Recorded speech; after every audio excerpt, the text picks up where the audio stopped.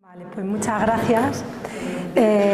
Buenas tardes a todas y a todos que habéis querido acompañarnos en esta tarde. Y gracias al Ayuntamiento de Albacete por esta magnífica propuesta, los ciclos de conferencia La historia no contada, cuyo objetivo es, además de cumplir con el eje estratégico 4, relacionado con el empoderamiento del Plan Estratégico para la Igualdad de Oportunidades entre hombres y mujeres de Castilla-La Mancha, reconocer el interés de las mujeres por la cultura y su afán de divulgarlo y compartirlo con la sociedad, y recuperar así la memoria histórica y el fundamental papel que tuvieron muchas mujeres en el ámbito cultural y científico, que abrieron paso de esta forma a mujeres de hoy en día que somos profesionales dentro de estas áreas, y dar a conocer a la población en general la trayectoria de la mujer a lo largo de la historia no contada, rescatando la imagen de algunas mujeres que marcaron una etapa en el desarrollo de disciplinas tradicionalmente masculinas. Esto no lo digo yo, está puesto en vuestra web y creo que es importante remarcarlo y dar, insisto, la enhorabuena al Ayuntamiento, al Centro de la Mujer y a la Universidad Popular también por hacerse eco desde el año 2003. Tengo la suerte de estar invitada en el aniversario 20 y para mí es todo un privilegio. Y además es un verdadero regalo estar esta tarde aquí, en primer lugar, representando a la Fundación CERMI Mujeres, como bien han comentado anteriormente, y en concreto a la Comisión de Mujer de CERMI Castilla-La Mancha, de la cual soy integrante desde hace varios años. Y en segundo lugar, por permitirme presentar una conferencia que me genera mucha responsabilidad y mucho respeto, porque hablar de mujeres con discapacidad es para mí todo un reto, y espero estar a la altura de lo que ellas se merecen y de lo que nosotras nos merecemos. He querido dividir la conferencia en dos partes, por lo que os ruego, ¿no?, que tengáis un poquito de paciencia, ya que seguro que al final pues todo tiene sentido y encontráis el sentido a todo el discurso.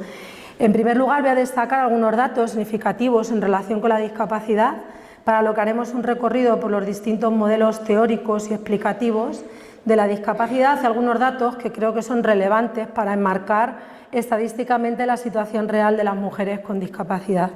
Además, mencionaré algunas mujeres con discapacidad que han hecho historia y que es verdad que algunas son más conocidas que otras, pero bueno, las mencionaremos. Y en segundo lugar, os voy a contar la historia de Regina García López, conocida como la Asturianita, que ha sido elegida en primer lugar porque cuando yo conocí su historia quedé verdaderamente emocionada y asombrada, y creo que es digna de que hoy se la muestre a ustedes. Y en segundo lugar, porque es la abuela de mi compañero de vida, por lo que hoy os contaré es su historia de vida relatada por él, por su nieto. Empiezo con la primera parte haciendo una reflexión en alto. En sociología decimos que todos los hechos son observables y por tanto susceptibles de estudio, y que para estudiarlos hay que tener siempre en cuenta su contexto sociohistórico. Por eso es importante entender cómo ha sido tratada la discapacidad a lo largo de la historia, para poder entender a su vez cómo han sido tratadas las mujeres con discapacidad y actualmente cómo se encuentran. Por otro lado, debemos tener en cuenta que la discapacidad puede ser definida como un constructo social, es decir, como un producto de la cultura que genera cada sociedad. Así utilizamos las construcciones sociales para dar significado y sentido a fenómenos que construimos en base a nuestras creencias. De ahí que puede ser que a veces una construcción social constituya una idea que parece ser natural y obvia para las personas que lo aceptan o que lo aceptamos, aunque ciertamente no represente la realidad que estamos viendo. Como seres humanos necesitamos dar sentido a todo lo que nos rodea, a esos hechos y fenómenos sociales de los que hablábamos anteriormente, siendo una de las formas más comunes de dar sentido a esas realidades la construcción de categorías y aplicación de etiquetas, que además, como el foro está lleno de gente joven, pues ellos lo pueden llevar a su terreno también. En positivo, como las construcciones sociales están basadas en ideas y creencias, y estas ideas y creencias se pueden modificar, las construcciones sociales también. En la medida que los seres interactuamos, los seres humanos interactuamos, hacemos que los significados que damos a la realidad que nos rodean también puedan cambiar, e incluso nos inventamos nuevos significados a lo largo de nuestras relaciones. Así, la discapacidad no es lo mismo hoy que, por ejemplo, en la antigüedad. Y hablando de etiquetas, me gustaría también comentar brevemente lo que conocemos como teoría del etiquetaje o del etiquetado, que tiene sus orígenes en la década de los 60 en Estados Unidos y que se encuentra íntimamente relacionada con el concepto de desviación. Becker, que es el autor principal de esta teoría del etiquetaje, considera que las etiquetas que tienen algunas personas son impuestas por la sociedad, actuando estas personas además según señale su etiqueta. Además, estas etiquetas nunca surgirían de forma aislada, sino que quedan enmarcadas a los contextos sociohistóricos en los que nos desenvolvemos y que anteriormente también comentaba. Así, la historia, la cultura, las estructuras sociales o su funcionamiento, incluso las situaciones específicas, son las que imponen las normas, las reglas, haciendo que aquellas personas que no la cumplen sean considerados desviados, es decir, que actúan de forma contraria a lo considerado normal o típico, ¿no? Siendo lo normal igualmente una construcción social. Y también comentar la teoría del estigma de Goffman, a partir de la cual se considera que la identidad social de algunas personas está determinada por sus marcas corporales o psicológicas, siendo estas marcas impuestas por la sociedad en el individuo, quedando la persona estigmatizada, señalada, clasificada o incluso censurada. Finalmente, considerar tres conceptos clave, el de prejuicios, estereotipos y discriminación. Mientras los prejuicios son definidos como juicios previos, en el mayor de los casos además son negativos, basados en datos insuficientes o imaginarios, se consideran un tipo de actitud con componentes cognitivos, afectivos y comportamentales, es decir, creencias, sentimientos y comportamientos, disposición a la acción.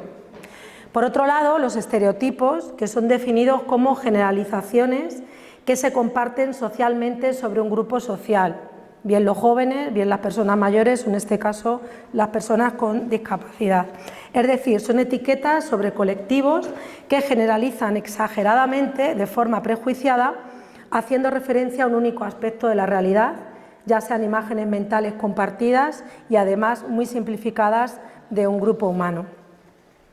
Estas representaciones sociales colectivas o procesos colectivos de percepción social influyen también en las relaciones sociales. Las expectativas que originan los estereotipos y prejuicios negativos llevan frecuentemente a conductas de discriminación. Dado que la realidad se construye socialmente, tal y como hemos visto anteriormente, los estereotipos además terminan siendo reales para aquellos que creen en ellos, incluso para aquellos que sufren daños por ellos. Las personas que son discriminadas llegan a creer que son dignos, ¿no?, de esa discriminación. Y así el grupo prejuiciado ve cerradas muchas opciones y no cuenta con las mismas oportunidades sociales que la mayoría. A consecuencia de ello, termina ocupando una posición más baja en la escala de estratificación social. Incluso la desventaja del grupo social minoritario termina siendo interpretada por la mayoría como una evidencia de la inferioridad natural, que ya hemos visto que no, que es una construcción social o congénita a ese grupo. Y así se refuerzan los prejuicios de la mayoría, convirtiéndose en un círculo vicioso, muy difícil de romper. Podemos imaginar la situación de las mujeres con discapacidad, si entendemos lo anterior, que además de tener una discapacidad se le suma el hecho de ser mujer. Y a partir de los estereotipos de género femenino, se considera que las características asignadas a la mujer son la inestabilidad emocional, la falta de control, pasividad, ternura, sumisión, dependencia, afectividad muy marcada, intuición, frivolidad, miedo frente a la estabilidad emocional, autocontrol, dinamismo, agresividad, dominio, afectividad poco definida, racionalidad, franqueza, valentía, aptitud para las ciencias, que serían las características asignadas al hombre por el mero hecho de ser hombre. Esto está acogido de un autor que se llama Shaw en 1998. Cuando yo hago este ejercicio con mis alumnos que tienen 18 y 19 años y les pregunto qué características son típicas de las mujeres y de los hombres, salen estos mismos adjetivos. Bien, voy a dar paso a lo que son los modelos de la discapacidad. Centrándonos en la discapacidad, podemos hacer referencia a estos tres modelos, que son modelos teóricos que además corresponden a 3 contextos sociohistóricos concretos. Por eso de ahí que empezaba hablando de la importancia desde la sociología de entender la realidad social desde su contexto sociohistórico y su momento. El primero de ellos es el modelo de la prescindencia, que está acorde a la antigüedad y Edad Media. El segundo, el modelo médico rehabilitador, característico de la primera mitad del siglo XX, que parece como muy lejano porque ya hemos pasado de siglo, pero es relativamente cercano. Y el modelo social de la década de la segunda parte, ¿no? A partir de los años 60, 70 del siglo XX. Se trata de 3 modelos de la discapacidad que explicarían el tratamiento social de las personas con discapacidad y que en la actualidad, muy a mi pesar, coexisten de alguna manera en mayor o menor medida. El modelo de la prescindencia, característico de la antigüedad y la Edad Media, consideraba a las personas con discapacidad como que eran personas que no eran dignas de vivir, bien porque se consideraba que habían recibido un castigo de los dioses, bien porque no tenían nada que aportar a la comunidad. En este modelo destacan a su vez 2 submodelos, el llamado eugenésico, que considera que un niño o niña con discapacidad era el resultado del pecado cometido por los padres, en el caso de Grecia, o una advertencia que la alianza con los dioses se encontraba rota, en el caso de Roma. Y aquí hago una parada para vincular este submodelo eugenésico a la teoría del estigma de Gottman, que he comentado anteriormente, a partir de la cual ya Gottman clarifica también el término estigma cuando recurre a la historia, diciendo: los griegos crearon el término estigma para referirse a signos corporales con los cuales se intentaba exhibir algo malo y poco habitual en el estatus moral de quien los presentaba. De ahí que también los padres que tenían un niño o una niña con discapacidad les escondieran o les mataban precisamente para que no fueran etiquetados de pecadores. A todo esto se le suma la importancia de la estética y el culto al cuerpo en el mundo clásico, cuyos héroes buscaban parecerse a los dioses. Si bien existe, es verdad, un par de casos, que yo sepa, a lo mejor algún otro, de la mitología que aparecen con discapacidad. Según Agustina Palacio, es el caso de Éfeso, que tenía una discapacidad física, nació con cojera, y el mito dice que se le tiró al mar para ocultarlo, y el de Tiresias, adivino con ceguera de la ciudad de Tebas. Además, en el mundo antiguo, las personas con discapacidad que sobrevivían eran objeto de burla y entretenimiento. Y si pensáis así un poco en películas y tal, podéis identificarlo fácilmente. Este es en el caso de las personas que nacían con una discapacidad, entendiendo que la discapacidad tenía su origen en causas religiosas principalmente. Sin embargo, para las personas que adquirían una discapacidad en la etapa adulta, el trato era diferente. Por ejemplo, los soldados que quedaban heridos de guerra cobraban incluso pensiones y participaban del reparto del botín. Y aquí ya también empezamos a ver esa diferenciación de género. El segundo submodelo dentro de la prescindencia, el primero era el eugenésico, el segundo es el de la marginación. Ya el cristianismo condena el infanticidio, motivo por el cual, como ya no se puede asesinar a los niños con discapacidad, los niños y niñas en este caso que eran abandonados por sus padres, eran cuidados en asilos y hospitales. En la Edad Media, las personas con discapacidad eran incluidas así dentro del grupo de los pobres y los marginados, siendo la característica principal la exclusión, bien porque se les subestimaba y se les consideraba objeto de maleficios y advertencia de un peligro inminente. En esta etapa, mientras que en los primeros siglos cristianos las personas con discapacidad cumplían un rol en la comunidad, que era ser mendigos, para que los ricos pudieran dar limosnas y así alcanzar la salvación, además de constituir la atmósfera perfecta para que la Iglesia hiciera milagros.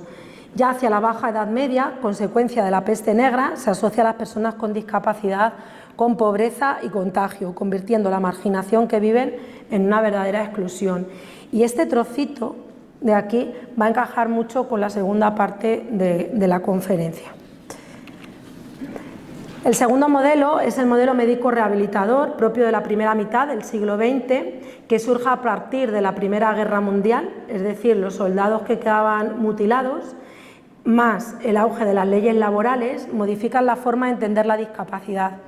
Y así los impedimentos físicos y mentales dejaron de ser considerados castigos divinos y comenzaron a entenderse como enfermedades que podían recibir tratamientos, por lo que las personas aquejadas de algunas dolencias no necesitaban ser marginadas de la sociedad, ya que podían tener algo que aportar a la comunidad, pero eso sí, siempre y cuando recuperaran la enfermedad, la discapacidad, cosa que es un poco así como difícil de entender.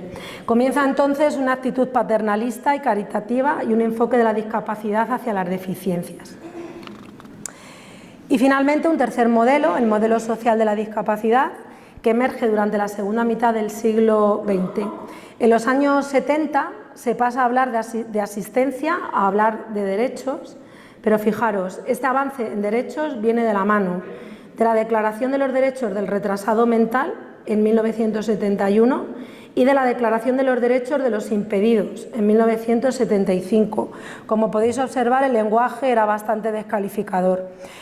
Y es verdad que en el lenguaje también, aún así, nos encontramos a día de hoy hablando de minusválidos, disminuidos, etcétera, y otros adjetivos, ¿no? También otros lenguajes más despectivos, si cabe.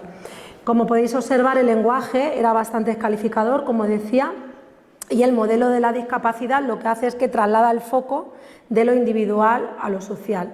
En lugar de entender la discapacidad como una carencia de la persona que se debe remediar en pos de la inserción, se pasa a mirar las deficiencias como un producto social, resultado de las interacciones entre un individuo y un entorno que no está concebido para él, que es la sociedad. Las causas que originan la discapacidad en este caso no serían ni religiosas ni científicas, sino sociales. Y las personas con discapacidad se entiende desde este modelo que aportarían al menos lo mínimo que cualquier persona sin discapacidad a la sociedad, entendiendo que las limitaciones vendrían, por tanto, de una sociedad que no es capaz de prestar los servicios apropiados para garantizar sus necesidades. Destaco también, finalmente, la Convención de los Derechos de las Personas con Discapacidad, que se firma en Naciones Unidas en el año 2006 y que España ratifica en 2008.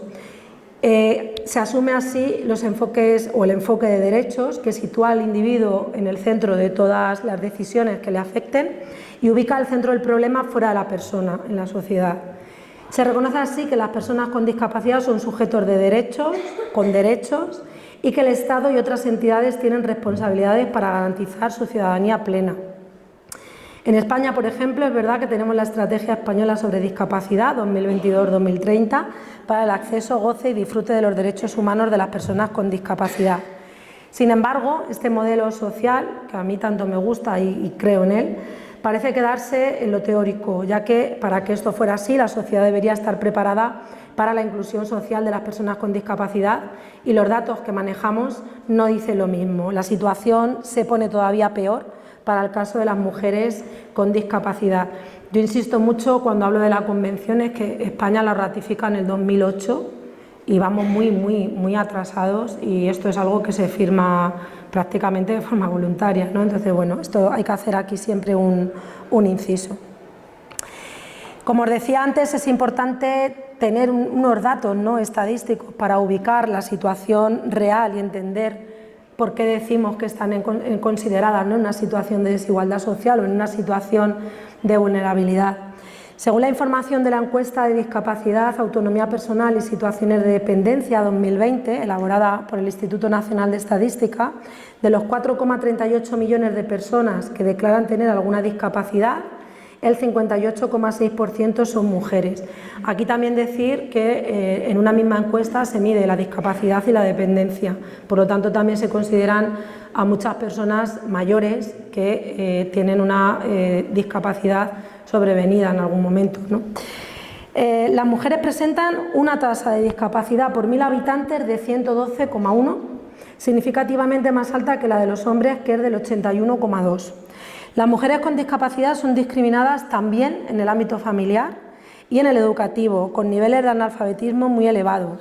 Sus posibilidades de acceso al empleo se restringen, el sistema sanitario tampoco responde a sus necesidades y la protección social que reciben no exime a la mayoría de la pobreza. Todas estas circunstancias impiden, ¿no?, el desarrollo de formas de vida regulares y normalizadas. Sobre el empleo de las mujeres con discapacidad, por ejemplo, y haciendo aquí un guiño a la profesora Aurora, Además de la discriminación de género como tema recurrente, hay que señalar como indicadores a tener en cuenta las limitaciones que se tienen para encontrar un trabajo en el ámbito rural, el desconocimiento del empresariado en relación con la contratación de personas con discapacidad, la confusión existente entre las propias personas con discapacidad y sus familias sobre las pensiones si es que se accede a un puesto de trabajo, el alto nivel de exigencia en el sector privado y la inferioridad de sus sueldos en el caso de trabajar. En el caso de las mujeres con discapacidad, el salario anual medio bruto fue de 14,7% inferior al de las mujeres sin discapacidad. Hay muchos datos más que caracterizarían la exclusión social que sufren las mujeres con discapacidad en el ámbito económico, social, de participación personal, de sentido vital, pero permitirme que solamente os comente un dato más, el relacionado con la violencia. Y partiré de la consideración de que la exclusión social es en sí misma una forma de violencia estructural, entendiendo que las estructuras sociales niegan o dificultan el acceso a los derechos básicos de empleo, educación y vivienda, entre muchos otros, impidiendo que determinadas personas o grupos, en este caso las mujeres con discapacidad, puedan desarrollarse con dignidad. No quiero pasar por alto en este sentido el hecho de la esterilización forzosa de las mujeres con discapacidad intelectual. Los procesos de esterilización de incapaces, como se llamaba en el argot judicial a la esterilización forzosa de personas con discapacidad intelectual, eran hasta el año 2020 una práctica tan legal como habitual en España. Entre 2008 y 2020, los juzgados de primera instancia resolvieron sobre 1.144 procesos de esterilizaciones forzosas, según los datos del Consejo General del Poder Judicial. Esto significa que un juez o jueza decidía la esterilización de una persona con discapacidad intelectual sin su consentimiento, aun teniendo en cuenta que Naciones Unidas, a través de la Convención de los Derechos de las Personas con Discapacidad comentada anteriormente, exigía a España la abolición de esta práctica. Llegó 12 años después. Recordemos que España, como he dicho también varias veces, ratifica dicha convención en el año 2008 y que la ley orgánica que modifica el Código Penal para erradicación de la esterilización forzada o no consentida de personas con discapacidad incapacitadas judicialmente entró en vigor en diciembre de 2020. Y en el año 2021 por fin llega la ley que acaba con las incapacitaciones judiciales por discapacidad. Se trata de una reforma de la legislación civil y procesal para el apoyo de las personas con discapacidad en el ejercicio de su capacidad jurídica, que les va a permitir todo un sistema de apoyos para tomar sus propias decisiones de forma libre y autónoma. Entre otras cosas, también se ha conseguido el derecho a voto. Algunas mujeres que hicieron historia con discapacidad, que ahora vamos a ver así brevemente los nombres, por lo menos de todas ellas, he puesto las fotografías, algunas por ejemplo como Frida Kahlo, pues sí que a lo mejor las identificáis. Para acabar la primera parte de esta conferencia, me gustaría hacer otra reflexión en alto. Seguro que hay muchas mujeres con discapacidad a lo largo de la historia, pero por diversos motivos que ya podemos intuir, escuchando y entendiendo todo lo comentado anteriormente, no han sido conocidas y mucho menos reconocidas. De las que sí sabemos y vamos reconociendo son, por ejemplo, Ana de Mendoza de la Cerda, Rosario Acuña y Villanueva, Helen Keller, Anne Sullivan, María de la O Lejárraga, María Blanchard, Virginia Woolf, Frida Kahlo, James Bowles, Ángela de la Cruz, Alison Lapper, Gabriela Brimer, Harriet Martineau, María Teresa Bon Paradís y yo añado a Regina García López, de la que específicamente os hablaré en la segunda parte, como ya os adelanté al inicio. Todas se hicieron visibles en algún momento de sus vidas, pero luego fueron relegadas al olvido. De ahí que vuelvo a agradecer al Ayuntamiento de Albacete y al Centro de la Mujer que en este ciclo de conferencias permita también recuperar la historia, la vida de estas grandes mujeres con discapacidad. Y ahora sí, comienzo con la segunda parte, que ya no es tan teórica, y os pregunto, ¿no?, si sabéis quién era Regina García López, la asturianita, definida como artista internacional con una impresionante historia de superación. A continuación, lo que vais a escuchar es la historia de esta mujer contada por su nieto, Julio César de Cisneros de Brito, de lo que a este le contó su padre, Marcelino Cisneros García, de su madre, Regina García López. Es verdad que existen 2 libros que de esta mujer se han escrito, por si queréis en algún momento leer. Os digo que el primero de ellos, de María Teresa Bertelloni, titulado Regina García López la Asturianita y editado por el Instituto Asturiano de la Mujer y Ayuntamiento de Valdés en el año 2005, y el de Luis González Fernández, titulado Regina, el coraje de una mujer, biografía apasionante de una mujer singular, de la editorial Madú en 2008. También hay algunos artículos de prensa escritos hasta este momento, o de instituciones como el caso de CERMI estatal, que ya se hizo eco de esta historia también en 2015.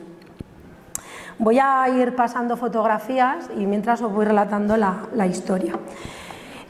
Julio tenía 7 años cuando, rebuscando en cajas que se apilaban en el balcón de su casa, encontró unos papeles de su padre, que era profesor y utilizaba fichas y otros documentos que eran guardados cuidadosamente curso tras curso. Entre esas fichas y anotaciones que tenía de libros aparece un fajo de papeles en los que había escrito un discurso. El discurso era de Regina García López, firmado en Luarca, en el Teatro Colón de Luarca. Preguntó a su madre qué era eso y entonces su madre aprovechó para explicarle con todo lujo de detalles quién era, lo mucho que la admiraba y lo mucho que representaba para su padre. Años más tarde, Julio tuvo un reencuentro con su padre, sus 2 hermanas y su hermano, y su padre les contó detenidamente la historia de su abuela. Cuando se cuentan estas cosas, normalmente se cuentan de una manera emotiva, sin ningún protocolo específico de por dónde empezar. Y su padre lo que hizo fue partir del origen de su discapacidad, qué es lo que le había ocurrido y cómo la fuerza de voluntad había convertido aquel accidente en una oportunidad, la oportunidad de desarrollar otras cualidades y habilidades que la vida le había puesto delante y supo aprovechar. Ese hecho cambió su vida por completo, permitiéndola conocer a su marido, casarse, tener hijos y vivir de su trabajo. Se dedicaba a un espectáculo que llamaba espectáculo de pedestrismo, que es un espectáculo de lo que se llamaba antiguamente de variedades o varietés, que son espectáculos que tienen varios componentes, unos artísticos, otros cómicos, musicales, de circo, y todas esas peculiaridades se reunían en un escenario. Su abuela pasa a formar parte de este tipo de trabajo producto de una azarosa circunstancia, ya que estando ella en Valtravieso, Luarca, Asturias, España, que es donde nace en 1898 y con 9 años, intentando coger una cinta del pelo que se le había caído en medio de una de las máquinas del aserradero de su padre, al que fue a visitar, metió los brazos para coger la cinta que había estado sujetando su cabello y de repente la máquina se puso en marcha, haciendo que sus brazos se fueran enredando y produciendo como un anudamiento de los tendones en las arterias. Si no llega a ser por esta situación, seguramente Regina se hubiera muerto desangrada, pero el anudamiento de los tendones hizo como de torniquete.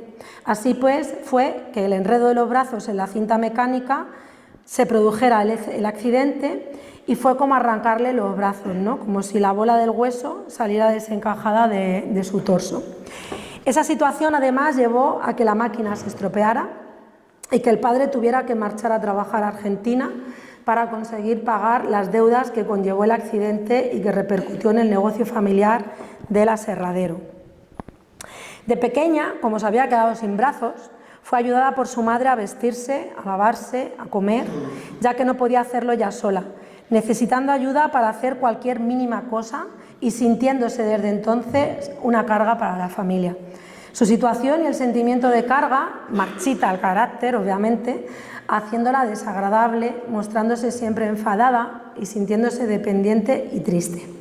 Cuando cumple los 17 años y debido a la situación económica de su familia, le asesoran que lo mejor sería que le internaran en lo que antiguamente se denominaba un asilo. Por eso os decía que la parte primera es muy importante para entender también alguna vida o alguna historia de vida de estas mujeres.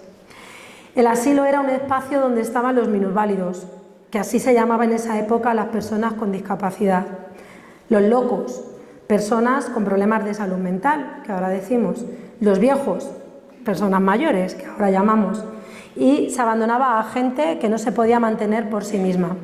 Al fin y al cabo, los asilos eran lugares muy propicios para que las personas pudientes económicamente hicieran caridad y otorgaran donaciones. Ella sentía tal frustración y le tenía tanto pánico a vivir de esa manera que se llegó a plantear el suicidio, que también, por desgracia, está muy al día. El padre de Julio les contaba cómo Regina se dirigió a unos riscos que había en Luarca y, acercándose a su borde y mirando cómo las olas rompían en las piedras, vio como un cangrejo se asomaba. En ese instante hizo una especie de apuesta mental. Dijo, así como hablando al cangrejo: si sales de esa situación en la que te ves metido, entre las olas y las piedras, yo no me mato. Y en ese instante llegó una ola que impulsó al cangrejo, liberándole de ser arrastrado por las olas y atrapados por el mar. Así volvió caminando hacia su casa.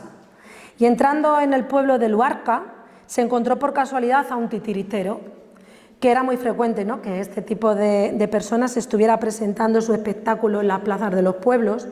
Y este titiritero tenía un mono vestido como una persona que hacía cosas con sus patas.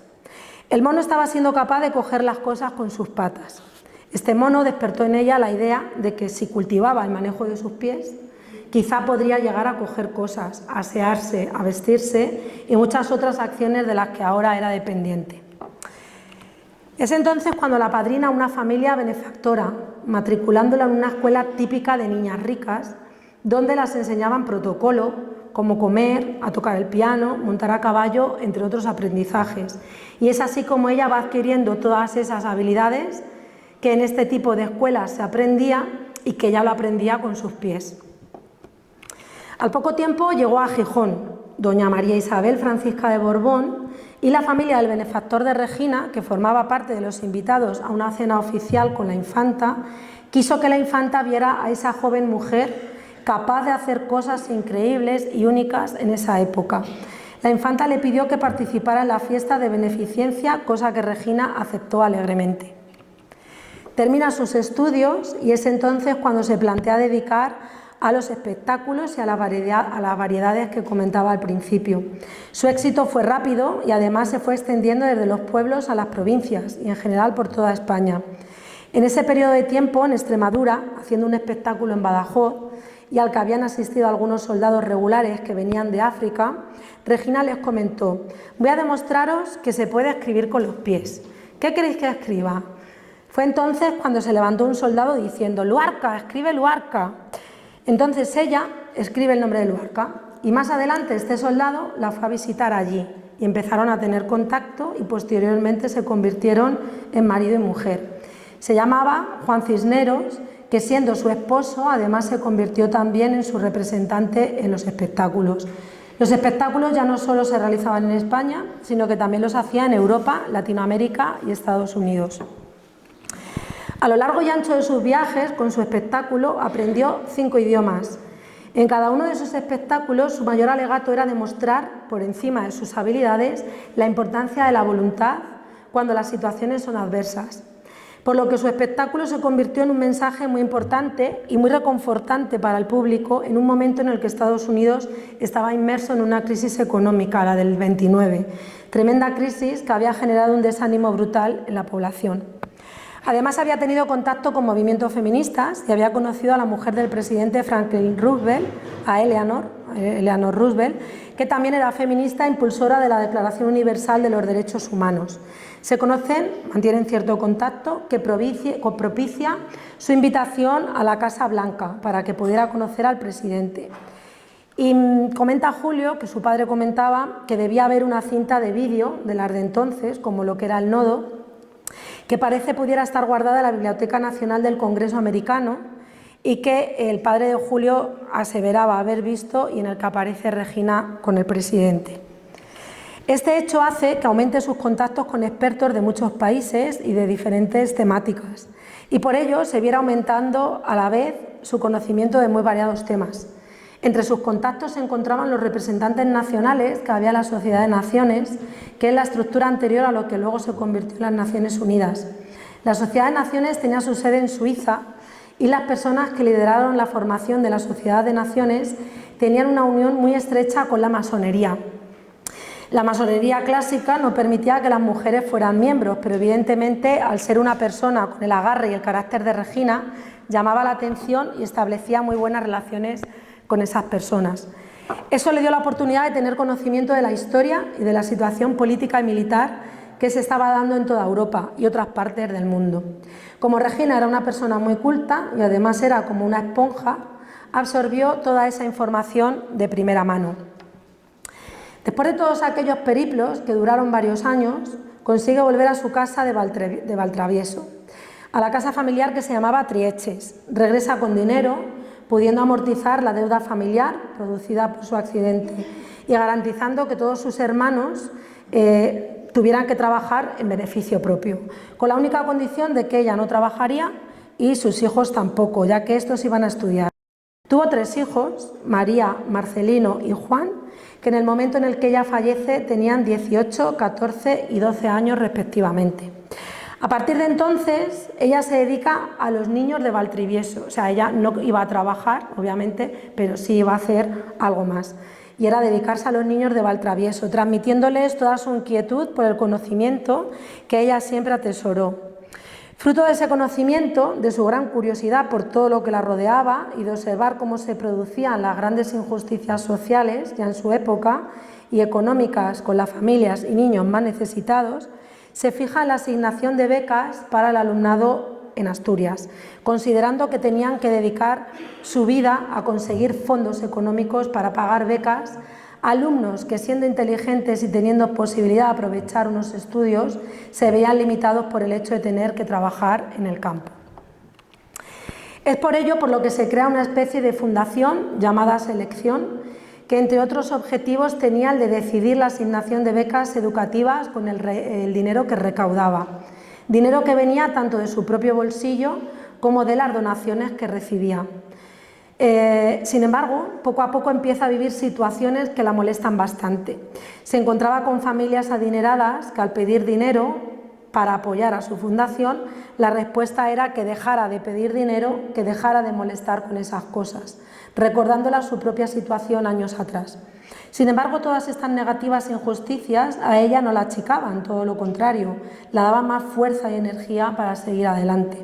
Comenzó a movilizar al pueblo, a los trabajadores, que ayudaran a su causa. Uno de los fondos que consigue es el de un jesuita que la donó su testamento, asignándola una serie de casas que tenía en Madrid. Y este dato, que parece que no tiene mucha importancia, va a ser decisivo en la vida de Regina. Regina tiene una prima en Madrid que queda embarazada y decide ir a Madrid a ayudarla para que pueda casarse y crear una familia. El padre de Julio le contaba que casi al final de la guerra, al estar Madrid en la zona republicana y al haberse dado a conocer como una persona influyente, con contactos internacionales, conocimiento de 5 idiomas y con acceso a casi cualquier ámbito pensable, la piden que se haga espía del bando republicano para que les transmitiera información del gobierno de Madrid. Ella se niega rotundamente porque su prioridad en Madrid era su prima. Al negarse, el bando republicano la detiene y en la cárcel coge el tifus, trasladándola al hospital donde está ahora el Museo Reina Sofía, el Hospital San Carlos. Supera el tifus y es liberada.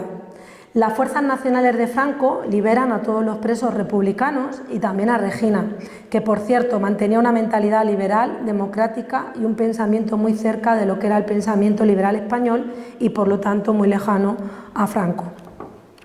Más adelante, yendo al cine a ver una película donde era habitual que al final de su proyección se cantase El cara al sol, entra un grupo de falangistas que, gritando, les obliga a levantarse y cantar El cara al sol. Uno de ellos se sorprende al ver que hay una mujer que ni se levanta, ni canta El cara al sol, ni levanta el brazo. ¿Cómo iba a levantar el brazo? Cuando se acerca a ella, que ya hemos dicho que tenía un carácter muy fuerte, contesta airada que nadie le haría levantar el brazo, y menos Franco, aunque la suponga la muerte. Otras personas decían al soldado que era manca y que por ese motivo no podía levantar el brazo, y así no la llegó a pasar nada. Pero este soldado, al salir del cine, la siguió hasta su casa y posteriormente la denunció al Ministerio de Defensa y a la Policía Militar. La detuvieron. Estudiaron su expediente, el que tenía cuando fue detenida por el bando republicano, y vieron que era una persona con una serie de cualidades y que la habían estado tanteando para que fuera espía. A partir de ahí comienzan a acercarse a ella preguntándola su opinión por cuestiones de política internacional, sobre guerra, sobre Alemania, a las que ella iba contestando. Por lo que los militares consideraron que era perfecta, ¿para qué?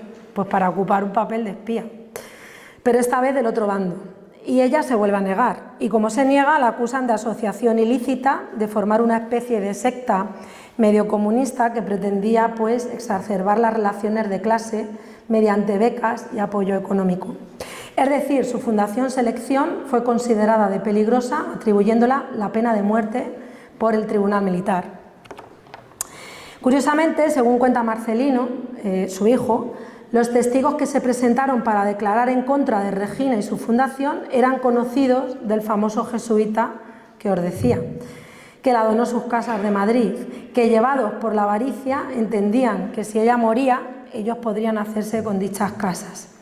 ¿Qué hizo Regina? Se hizo pasar por loca, presentando un cuadro psicótico. Marcelino contaba que su madre se lo hacía de forma ficticia, ya que conocía los síntomas, las formas de comportamiento de una persona que pierde la cabeza. Lo fingía con la intención de liberarse de la pena de muerte. Os adelanto que la defensa de Regina en principio había conseguido su liberación. Paralelamente, los 3 hijos de Regina estaban en Asturias, en Luarca, y llega una carta del hermano de Regina, en la que pone que por favor no vaya nadie a Madrid porque la situación no pintaba muy bien, había muchos problemas. La carta es recibida por Marcelino, que es el padre de Julio, que la abre, la lee y la vuelve a cerrar y la esconde. Como si no la hubiera abierto, sigue su intención de viajar a Madrid sin hacer caso a su tío. Y al final lo que ellos querían era volver a ver a su madre. Por lo tanto, todo sigue su curso, porque nadie sabe que no tienen que ir, y cuando llegan a Madrid, su tío, que también se llama Julio, les recibe nervioso, descubriendo entonces que la carta había sido escondida por Marcelino. Los lleva a ver a su madre a la cárcel, donde estaba recluida, ya que todavía la quedaban unos días para poder salir. Llegan a la cárcel y Marcelino recuerda que junto a su madre se encontraba una monja de esas que llevaban una cofia que parece una pieza de origami, de color blanco, que cuando su madre les dice no os preocupéis que ya muy pronto vamos a estar juntos, esa monja dice, esta sale de aquí cuando yo sea obispo. A los pocos días de esa visita reciben una carta informando de que su madre había muerto por tifus. Marcelino siempre ha sostenido que eso de que tenía tifus fue una invención, ya que Regina había pasado el tifus durante su primera estancia en la cárcel y parece ser que se trata de una enfermedad que una vez la pasas quedas inmunizado, por lo que siempre creyó que más que haber cogido el tifus podría haber sido envenenada. Creía que era una extraña coincidencia la del comentario de aquella monja con los acontecimientos que luego ocurrieron. Consiguen enterrar a Regina en el cementerio en el que ahora está la estación de Chamartín. Al construir la estación de Chamartín comunican a los familiares que reclamen los huesos de sus familias, pero por diversos motivos la familia no llega a reclamarla, por lo que los restos de Regina fueron reunidos, curiosamente, a los soldados que murieron por España en Filipinas. ¿Y por qué digo curiosamente? Porque los soldados que murieron en Filipinas mueren en 1898, coincidiendo con el año en que nace Regina. En definitiva, la historia de Regina es mucho más revolucionaria de lo que se ha dado a entender. También conocía a la familia de Severo Ochoa, premio Nobel de Medicina, ya que también era de Luarca. Marcelino contaba cómo Severo Ochoa la dijo a Regina que se fuera con ellos a París, huyendo de la guerra, pero ya estaba tan metida en su batalla personal por ayudar a su prima y a todos los niños que no quería dejarla sola. Julio, en su propia reflexión de la vida de su abuela, piensa que su padre siempre les dio una lección del enorme ejemplo que representaba a su abuela, como una mujer de gran carácter y mucha voluntad, agradecido de saber su historia y poder ahora compartirla con sus hijos, con su familia y con todos vosotros. A Julio lo único que tuve que preguntarle en una entrevista que tuve la oportunidad de hacerle recientemente de cara a esta conferencia y de dónde ha salido toda esta información fue cuándo y cómo se enteró de la vida de su abuela. No me hizo falta más preguntas, ya que Julio relató con mucho detalle su historia. Mi intención era plasmar la vida de Regina desde un enfoque lo más cercano posible, sin búsqueda de muchos datos de fuentes secundarias o documentación existente al respecto. He de decir que si buscáis la historia hay muchos periódicos o blogs de gente que escribe sobre ella, pero que de lo que se hacen eco es de la doble espía, ¿no? De los dos bandos, el republicano y el otro, ¿no? Entonces, bueno, evidentemente pueden entender o podéis entender que Julio no la llegó a conocer, pero a lo largo de su vida se ha tenido muchas conversaciones con familiares y allegados para profundizar en el conocimiento de su abuela, por lo que a través de su voz podemos alzar el altavoz para que la sociedad conozca un poquito al menos de esta mujer, su abuela. Me gustaría acabar la conferencia dando voz a Regina, leyendo su discurso, un discurso pronunciado en el Teatro Colón de Luarca el 27 de marzo de 1936, que nos queda ya un poco lejos.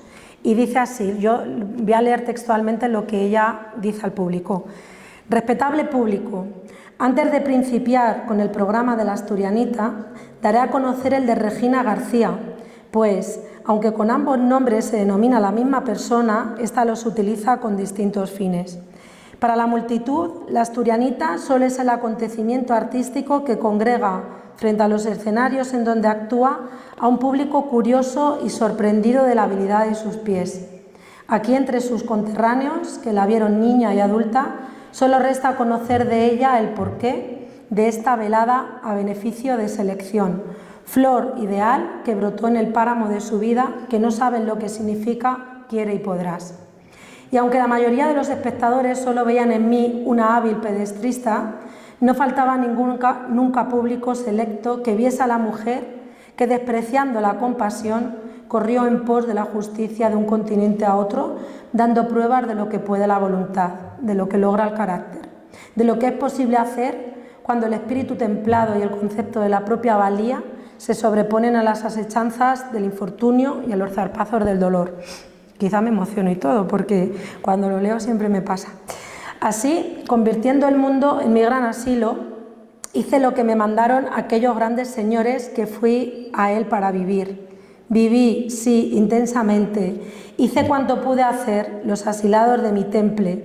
Rendí tributo al Creador, entonando un himno a la vida, al progreso, a la naturaleza y al amor. Con la voluntad hecha acción aprendí, trabajé, gané, gasté, soñé, amé y realicé. Porque dentro de mi cuerpo mutilado está el alma de una mujer de cuerpo entero. Después de perder mis brazos, empezó mi lento y provechoso aprendizaje de la vida. Los niños huían de mí sin querer ser mis compañeritos de juego. Obtuve las primeras revelaciones de la compasión, que hiere, que humilla. Las gentes derramaban sobre mí sus miradas piadosas. Pobre manquita, decían, y para los suyos, sí, qué carga. Esto amargaba mi espíritu tornándome hosca. Pasó el tiempo, se despertó en mí una ansia de aprendizaje, de superación, y fui al colegio hasta que, ya pasada la edad escolar, me avisaron para que dejase mi lugar a otra niña. Para ejercitar mis pies yo no tuve otro maestro que mi propio ingenio, y mi propósito de utilizarlos para sustituir a las manos fue considerado como el resultado de una imaginación calenturienta. Viendo que Luarca era más protegido por los filántropos, que gastaban sumas fabulosas en obras de caridad, me fui a verles uno a uno para que me apoyasen en los estudios. Yo quería ser maestra. ¿Sería que creían inútiles todos mis esfuerzos o que no querían emplear su dinero en prepararme, en hacer de mí una mujer útil como las demás? Lo cierto es que más o menos todos me decían lo mismo. Anda, niña, que no sabes lo que dices. Déjate de todo eso y estate en el asilo. Come, duerme y reza, dando gracias a Dios por haberte deparado un lugar en donde vivir sin preocupaciones. El dinero lo debemos emplear en lo que sea útil. Yo soy útil, Señor. En mí no perderá usted su dinero. Yo se lo devolveré cuando lo gane. Y con una sonrisita de esas que nunca pude comprender, me despedían dándome palmaditas en el hombro. Ninguno me apoyó. Me vi en el hospital asilo a los 17 años, rodeada de inválidos, viejos y enfermos, a quienes la caridad iba arrinconando allí. Yo me vi como ellos, condenada a vivir como un despojo humano, pero sin haber producido antes, sin haber dejado huella de mi paso por la vida. Todos los músculos de mi cuerpo gritaron íntimamente pidiéndome actividad. Las vidas en Fárfara pidieron manifestarse desde el fondo de mi ser. Mi cerebro respondió a los impulsos de mi corazón y salí de allí para vivir la vida según se presentase. En un supremo esfuerzo de voluntad me convertí en la asturianita, la artista cuya labor sirvió de ejemplo a los ya retirada en mi aldea. Los niños me rodearon siempre, considerándome su gran amiga, y año tras año me hacen compañía leyendo, ejecutando música o discutiendo un tema. Cuando me hacen partícipe de sus penas y alegrías, cuando me hacen conocer sus aspiraciones, yo recuerdo mi niñez y adolescencia, amargada por el desdén, e imaginándome que vuelvo a vivir en ellos. Les aliento, acompañándoles en los estudios y en los exámenes, adquiriendo cualquier documento que necesitan. Cuando los veo venir ateridos, mal alimentados, con los pies mojados y rendidos de recorrer 4 veces diarias 3 kilómetros de carretera para asistir al instituto, cuando considero que lo mismo o acaso peor están otros muchos niños del concejo, se me levanta el alma rebelde contra todo lo que contribuya a envenenar el espíritu de los niños, haciendo de ellos levadura de disturbios sociales, al fomentar la injusticia. Protesto de todos los que son indiferentes a todo esto. Este abandono en que se tienen las inteligencias superdotadas después de la edad escolar es un crimen del que acuso a todos los abúlicos ante este problema, sean ellos quienes fueren. El niño no es una bestia que se alimenta y domestica para que ayude al hombre en sus faenas más o menos rudas. El niño es el hombre del mañana, con derecho a manifestar su sentimiento y materia. Y estos derechos todos estamos obligados a defenderlos como individuos y como ciudadanos. Entre los millares de muchachos que no pasan de mediana incapacidad, los hay que serían verdaderas eminencias en la profesión para que son más aptos. Pero por falta de apoyo quedan viviendo en un ambiente que no es el suyo y la humanidad se priva de sus descubrimientos. ¿Acaso alguno de los talentos perdidos en el destierro de la incomprensión humana hubiese devuelto a la luz a las apagadas pupilas de Magdalena Vega, una niña ciega que estaba con ella? La jovencita en cuyo afán de ser útil veo mi propio afán. Con su tacto maravilloso descubre las letras en nuestros libros, lee nuestras cartas y escribe para nosotros con tanta naturalidad como cualquiera de sus amiguitas. Se prepara para cursar el bachillerato, en la seguridad de tener un lugar entre los seres más útiles a la humanidad. Le falta luz, pero le sobra vista para descubrir los nuevos horizontes en el campo de su vida. No desmayéis, les digo, ya se os hará justicia. Pensad en mí para no acobardaros. Probad qué queréis y eso bastará para que lleguéis al fin. Todos os ayudarán. Esto les digo a ellos, pero lo que nunca les dije es con los obstáculos que me tropiezo al abrirles paso por la vida. Instituto de Segunda Enseñanza tiene un porcentaje de matrículas gratuitas. La documentación para ingresar y los derechos de examen cuestan lo que muchas veces no tenemos ni ellos ni yo. Pasamos cada apuro, pero seguimos adelante. El año hecho a 4 becas para nuestro concejo, subvencionadas con 1.800 pesetas anuales cada una, para los estudiantes más inteligentes y faltos de recursos. Me fui a la Diputación, en donde me atendieron muy bien, pero de las 52 becas en toda Asturias, para Luarca no había ninguna, porque faltaban personas influyentes para pedirlas. Sí, por eso les dije, yo soy capaz de pedir influencias a la Sociedad de Naciones. Vine y a quien primero recurrí fue a los señores más influyentes en los destinos de Luarca, como autoridad, como capitalistas. Todos fueron muy corteses conmigo, pero el asunto había que dejarlo para más adelante. Estaban tan ocupados. Después se me ocurrió organizar el concurso selección para reunir los fondos de una beca popular. ¿Acaso para estos señores sería menos enojoso desprenderse de unas pesetas que tramitar un expediente? Yo vi cómo se recaudaban los fondos para una fiesta cualquiera, sin otro fin que pasar un rato de juerga. Con el optimismo genuinamente asturiano que hay en mí, me dirigí a esos señores que, lejos de tomar en consideración este mi sano afán, ajeno a todo fin bastardo, procuraron disuadirme, convencerme de la inutilidad de mi empresa. Sonreí al oír sus razonamientos y pensé, son los mismos que antes me negasteis el apoyo, los mismos que me considerabais un parásito social. Habéis medido mi capacidad y energía por la vuestra. En mis condiciones físicas y económicas seríais pobres guiñapos humanos. La ley de la compensación existe. Iré de casa en casa y uno a uno hablaré con todos los vecinos del concejo y lo que podría hacer uno solo lo tendrán que hacer entre muchos, pero lo harán.